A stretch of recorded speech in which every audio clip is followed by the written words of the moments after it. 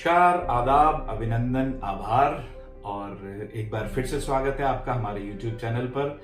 मैं हूं आपका दोस्त टीम MJNB का होस्ट पुनीत बंसल। और दोस्तों, जैसा आपसे वादा किया था, लीजिए हाजिर हूं आपके सामने और आज एक ऐसे हॉट टॉपिक पे बात करूंगा जिसकी चर्चा आज सोशल मीडिया पे और सब जगह है। लेकिन उससे पहले बेल आइकन दबाना मत भूलिएगा, वीडियो को लाइक करना मत भूलिएगा और इसी से हमें हिम्मत मिलती है, प्रोत्साहन मिलती है ताकि मैं आप लोगों के लिए बहुत अच्छी और इंफॉर्मेटिव वीडियोस लाता रहूं। Thank you so much.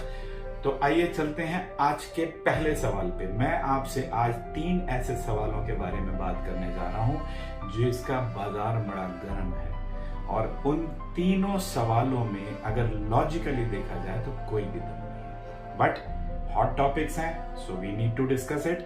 और मैं आज आपके दिलो-दिमाग सब खोल के बहुत सारी चीजें क्लियर करने वाला हूं और आपको बताऊंगा उन तीनों सवालों में बिल्कुल भी दम नहीं है। तो लेते हैं आज का पहला सवाल, जो कि ओके लाइफ केयर कंपनी के ऊपर एक सवाल उठ रहा है कि ओके लाइफ केयर, ये जो स्वीट ब्लिस के नाम से ये जो शोरूम्स, ये जो आउटलेट्स खोल रही है, क्या ट्रेडिशनल बिजनेस की तरफ जाने का इरादा तो नहीं है? तो दोस्तों, ये सवाल उठना एक बहुत ही नेचुरल प्रोसेस है और हाँ, कॉम्पिटिटर्स के लिए, सामने वालों के लिए तो बहुत ही इंटरेस्टिंग टॉपिक है, क्योंकि उन्हें तो चाहिए कोई मसाला, कोई ऐसी चीज जिससे हम ओके लाइफ केयर के लोगों को, उनके डिस्ट्रीब्यूटर्स को डिस्टर्ब कर सकें। और ऐसे वक्त में जो भी लोग मानसिक तौर पे थोड़े से हल्के होते हैं, कमजोर होते हैं, वो भटक जाते हैं, स्वाभाविक है। तो मैं आपको क्लियर कर दूं कि पहले क्वेश्चन का जवाब है नहीं, नो। यानी ऐसा कोई भी इरादा नहीं है कंपनी का।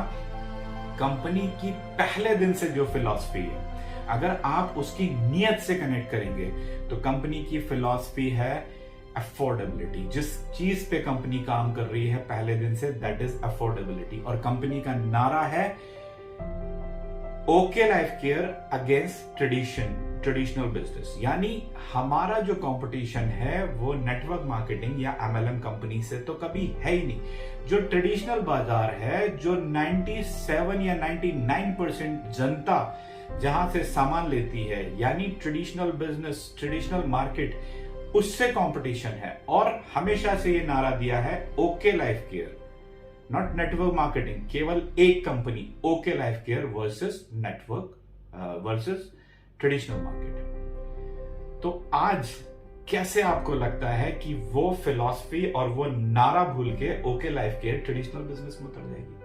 जबकि दोस्तों, आपको एक और बात बता दूं, ट्रेडिशनल बिजनेस बहुत टफ है।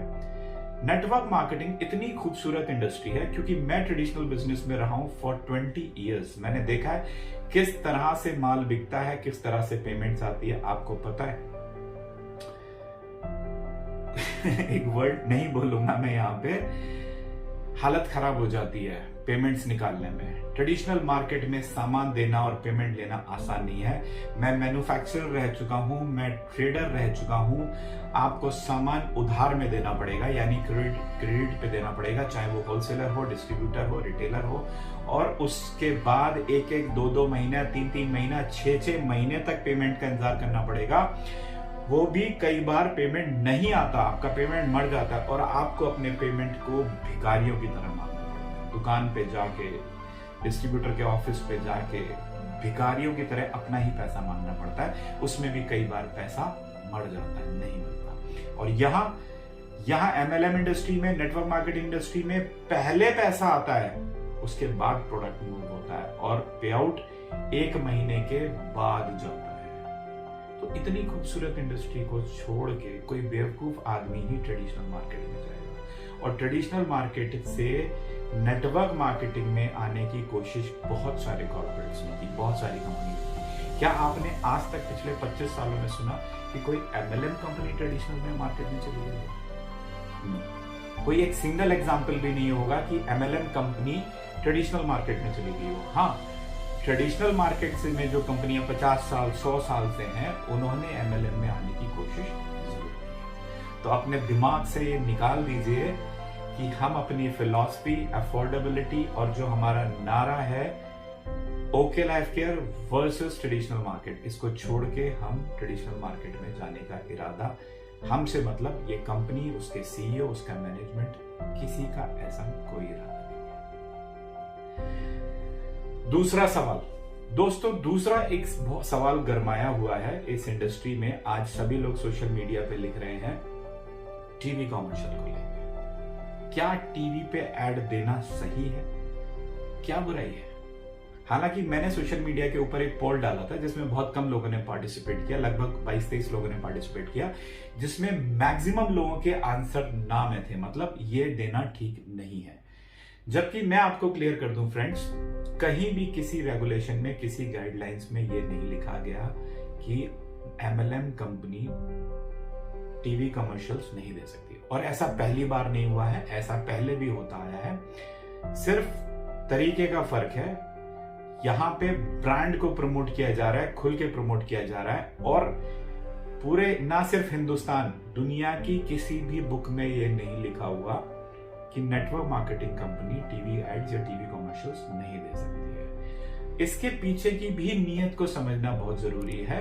अगर ट्रेडिशनल में जाना हो, कंपनी को प्रोडक्ट्स डायरेक्ट बेचने हैं, टीवी कमर्शियल्स देना शुरू किया तो गलत है। लेकिन अगर हम इस नियत के साथ टीवी कमर्शियल दे रहे हैं कि हमारे ब्रांड की प्रमोशन होगी और हमारे डिस्ट्रीब्यूटर्स के लिए सेल और आसान हो जाएगी, लोग इस ब्रांड को पहचानेंगे, और जब भी कोई हमारा एक डिस्ट्रीब्यूटर प्रोडक्ट को लेके मार्केट में जाएगा तो लोग उसको रिकॉग्नाइज करेंगे, किसी एक्टर, एक्ट्रेस, किसी सेलिब्रिटी के साथ उस ब्रांड को जोड़ेंगे, टीवी कमर्शियल्स के साथ उसको जोड़ेंगे, और हमारे लिए काम करना बहुत आसान हो जाएगा। बीच की कॉस्ट बहुत मैटर करती है। आपको पता है, जो नेटवर्क मार्केटिंग और एमएलएम का सिस्टम होता है उसमें बीच की कॉस्ट को निकाल के, यानी wholesaler, retailers, stockist, C&F agents, इन सब की कॉस्ट को बचा के हमें पे आउट दिया जाता है। लेकिन इसके अलावा ट्रांसपोर्टेशन होता है, एडवर्टीजमेंट होता है, ये कॉस्ट हमेशा से रहती है और इसको देना कोई गलत नहीं। सो टीवी कमर्शियल्स आना एक हेल्दी चीज है, एक पॉजिटिव चीज है, इसमें कोई भी बुराई नहीं है।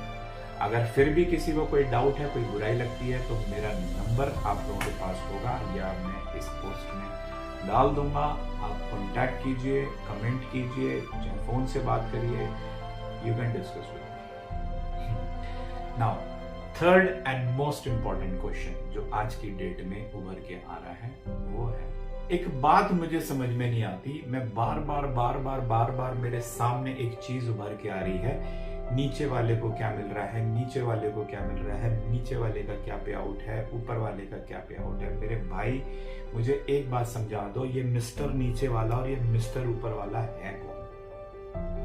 ये ऊपर वाला कहां से ऊपर आ गया और ये नीचे वाला कहां से नहीं?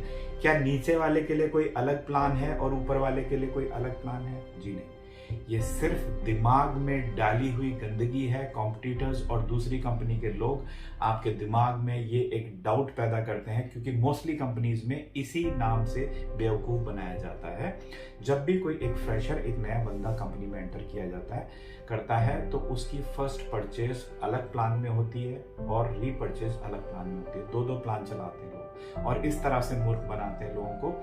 लेकिन यहाँ पे पूरा का पूरा प्लान एक ही है, चाहे वो फर्स्ट परचेज हो, चाहे वो रीपरचेज हो, चाहे वो फ्रेशर हो, चाहे वो पुराना बंदा हो, कोई भी बंदा हो, ऊपर वाला नीचे वाला, सबके लिए एक ही प्लान है। अरे भैया दिमाग से सोचो, वो ऊपर वाला कोई थर्ड फ्लोर पे थोड़ी लैंड किया था सीधे, या कोई हेलीकॉप्टर और प्लेन से आके उसको सीधा ऊपर रख दिया गया था, वो भी तो नीचे से ही आया है। वो नीचे मिस्टर नीचे वाला ही था पहले, जो आज मिस्टर ऊपर वाला है। जब उसने शुरुआत करी थी उसके लिए भी वही सेम प्लान था और उसी स्टेप से निकलते निकलते आज वो ऊपर वाला है, क्योंकि उसने उस प्लान को, उस कंसेप्ट को समझा। और ये जो नीचे वाला आज भी नीचे वाला है, वो सिर्फ यही देख रहा है कि ये नीचे वाला, मैं नीचे वाला हूं और ये नीचे वाले के लिए ये है, ऊपर वाले के लिए ये है और नीचे वाले के लिए। वो ये भूल जाता है कि वो ऊपर वाला भी इसी नीचे वाले प्लान से उठते हुए वहां गया है। हमारे प्लान में नीचे वाला और ऊपर वाले के लिए कोई अलग चीज नहीं है, पूरा प्लान सबके लिए एग्जैक्ट सेम है। इसीलिए कोई परसेंटेज सिस्टम नहीं है, कोई रैंक सिस्टम नहीं है। अगर रैंक सिस्टम होता तो प्लान में डिफरेंशिएट हो सकता था कि उसको इनकम ज्यादा है, आपको इनकम कम है। अगर परसेंटेज सिस्टम होता तो कोई 5% पे होता, कोई 20 पे होता, कोई 15 पे होता, वहां इनकम में डिफरेंशिएट हो सकता था। लेकिन यहाँ पे वो ऊपर वाला भी नीचे वाले स्टेप से होते हुए ही ऊपर गया। तो ये नीचे वाला मिस कौन है, मुझे आज तक समझ नहीं आया। इसके बाद भी मैं फिर कह रहा हूँ, अगर किसी को कोई डाउट है, कोई डिस्कशन मेरे से करना चाहता है, तो आप कमेंट्स में लिख सकते हैं, डायरेक्ट फोन कर सकते हैं अगर आपके पास मेरा नंबर है। तो आई प्रॉमिस मैं आपको एक एक चीज का बहुत विस्तार से इलस्ट्रेटेड तरीके से जवाब दूंगा। Thank you so much. और आप लोगों से यही गुजारिश करूंगा कि घर में रहिए, सेफ रहिए, बिजनेस अपनी जगह है, काम अपनी जगह है, और आपकी सेहत, आपकी जान बहुत इंपॉर्टेंट है। स्मार्ट तरीके से काम करिए। हमें बिजनेस भी करना है, हमें अपने आप को, अपने परिवार को बचा के भी रखना है। घर पे बैठ के फोन से, सोशल मीडिया से डिजिटलाइज करिए। अपने बिजनेस को डिजिटाइज करने से आपका बिजनेस और बढ़ेगा। नए तरीके अपनाइए, स्मार्ट वर्क करिए। आज ओके लाइफ के पास बहुत सारे नए प्रोडक्ट्स हैं। आज ओके लाइफ केयर की पैकिंग पहले से बहुत बेटर है प्रोडक्ट्स की। इसके अलावा वेयर हाउसेज हैं, यानी लॉजिस्टिक्स बहुत अच्छा हो चुका है। आज हमारा CRM बहुत अच्छा है। कॉल सेंटर पे आप जब भी कॉल करते हो, कॉल सेंटर से आपको प्रॉम्प्ट जवाब मिलता है। आज बहुत सारी चीजें, कंपनी की मैनेजमेंट बहुत बेहतर हो चुका है। सारे डोमेन्स पे कंपनी काम कर चुकी है जो डिफिकल्ट थे। इतना बड़ा ऑफिस हमारे पास है। आज हमारी मैन्युफैक्चरिंग यूनिट तैयार है। हमारा R&D डिपार्टमेंट के पास आज एक बहुत state of the art technology के साथ एक बहुत बड़ी लैब है, और पहले से बहुत बेहतर एनवायरनमेंट में हम काम कर सकते हैं। जरूरत है सिर्फ मार्केट में उड़ती हुई ये अफवाहें और ये गलत चीजों पे ध्यान ना दें। आपने जो कंपनी चुनी है बहुत सोच समझ के और बहुत सही प्लेटफॉर्म आपने चुना है। बस विश्वास रखिए, ट्रस्ट रहिए, लगे रहिए अपने टारगेट के ऊपर, और मैं आपको विश्वास दिलाता हूं बहुत जल्दी आप अपने टारगेट पे होंगे। बस फोकस रखिए, स्मार्ट वर्क करिए, and please please please precautions लीजिए, मास्क यूज करिए, सैनिटाइज यूज करिए, हाथ पैर धोते रहिए, and stay home, stay safe. Thank you so much.